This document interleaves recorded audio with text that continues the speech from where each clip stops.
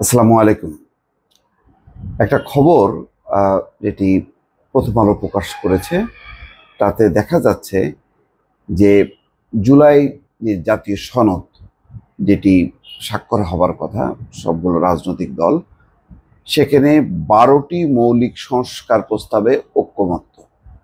আমি তো মনে করি যে এটা একটা বিশাল অগ্রগতি। তার আগে যে কথা বলা হচ্ছে যে প্রধানমন্ত্রী পদে সর্বোচ্চ ১০ বছর, আর ৭০ অনুচ্ছেদে পরিবর্তন। মানে আগে ৭০ অনুচ্ছেদ যেটা ছিল সংসদে, সেটা হচ্ছে দলের মানে বিপক্ষে কোনো অবস্থান নিতে পারবে না। মানে দল যে আলোচনা করবে, এক তার পক্ষে আলোচনা করতে হবে, তার পক্ষে অবস্থান নিতে হবে। স্বাধীনভাবে যে এমপিরা কথা বলবে, তার কোনো বিধান ছিল না। এখন সেই অনুচ্ছেদটা পরিবর্তন হচ্ছে। একেবারে সেই ভোটাভুটিতে মৌলিক জায়গার কিছু ভোটাভুটি ছাড়া বাকিগুলোতে এমপিরা স্বাধীনভাবে তারা মত প্রকাশ করতে পারবেন, দলের বিপক্ষেও কথা বলতে পারবেন। এই ধারা একটা সাংঘাতিক রকম একটা মৌলিক পরিবর্তন আমি মনে করি। যেই পরিস্থিতি ছিল সংসদে, মানে দলের বিপক্ষে কোনো আলোচনা সমালোচনা করা যেত না, সেই বিষয়টি একেবারেই নিশ্চিত করা হচ্ছে। ঐক্যমত্য হয়নি প্রধানত দুটি বিষয়: দ্বিকক্ষ বিশিষ্ট সংসদ গঠন, সংরক্ষিত নারী আসন।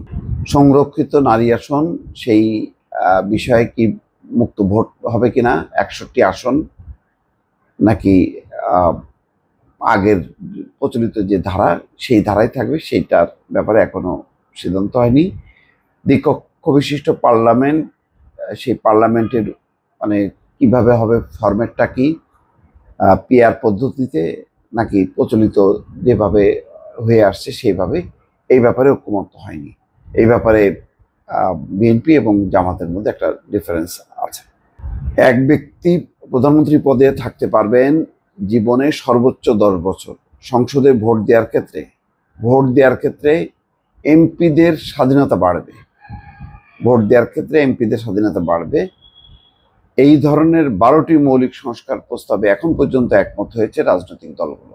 তবে সংসদের উচ্চকক্ষ গঠন, ক্ষমতার ভারসাম্য আনতে করা প্রস্তাব সহ ৮টি মৌলিক সংস্কার প্রস্তাবে এখনো ঐক্যমত্য হয়নি। এগুলো নিয়ে দলগুলোর সঙ্গে আলোচনা চালিয়ে যাচ্ছে জাতীয় ঐক্যমত্য কমিশন।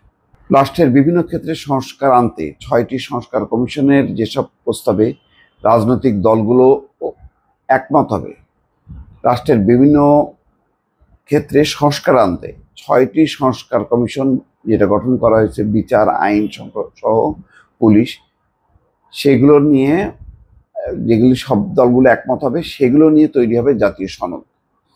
ইতিমধ্যে জুলাই জাতীয় সনদ ২০২৫-এর একটি খসড়া রাজনৈতিক দলগুলোকে দিয়েছে কমিশন।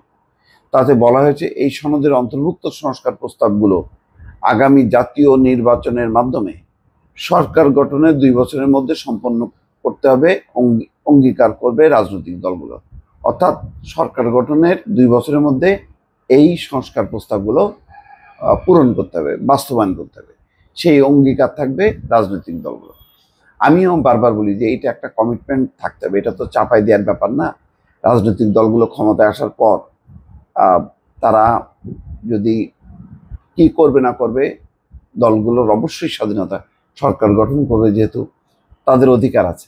কিন্তু একটা কমিটমেন্টের জায়গাটা যদি নিশ্চিত হয় যে তারা এই কমিটমেন্ট পরে পূরণ করলো না, তখন যেহেতু একটা গণতান্ত্রিক ব্যবস্থা থাকবে, সংসদে বিরোধী দল থাকবে, তখন তারা এই বিষয়গুলো নিয়ে সংসদে ফাইট করবে, রাজপথেও ফাইট করবে এবং মানে মানে প্রচারণার মধ্য দিয়ে আগামী পরবর্তী নির্বাচনে কিন্তু সেই মানে যারা বাস্তবায়ন করবে না যে দল, তারা কিন্তু যথেষ্ট পরিমাণে বেকায়দে পড়বে।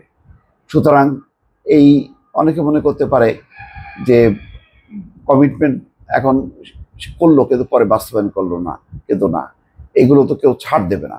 অন্য দলগুলো তো মানে এগুলি পূরণ করার জন্য অব্যাহতভাবে তারা চাপ দিতে থাকবে।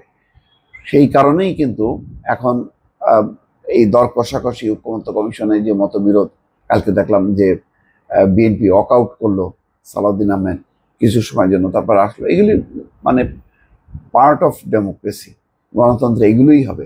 মতবিরোধ থাকবে, আবার সমঝোতা হবে।